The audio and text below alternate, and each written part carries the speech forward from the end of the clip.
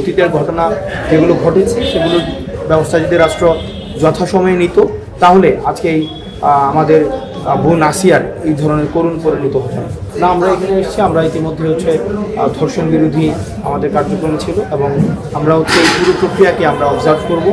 যারা বিক্ষোভ করছে তাদের বিক্ষোভ যৌক্তিক, কারণ আমাদের হৃদয়ে রক্তক্ষরণ হচ্ছে, এই ধরনের একটি ঘটনা ঘটেছে।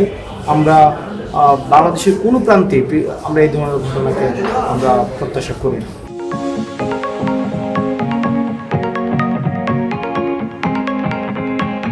আমরা এখানে এসেছি, আমরা ইতিমধ্যে ধর্ষণ বিরোধী আমাদের কার্যক্রম ছিল এবং আমরা এই পুরো প্রক্রিয়াকে আমরা অবজার্ভ করব এবং আমরা প্রত্যাশা করি আমাদের দলের পক্ষ থেকে যে এই ধরনের ঘটনার যেন কোনো ধরনের পুনরাবৃত্তি না ঘটে এবং রাষ্ট্র সেই জায়গা থেকে রাষ্ট্র যথাযথ ব্যবস্থা নেবে। অতীতের ঘটনা যেগুলো ঘটেছে সেগুলোর ব্যবস্থা যদি রাষ্ট্র যথাসময়ে নিত তাহলে আজকে আমাদের বোন আসিয়ার এই ধরনের করুণ পরিণত হতো না।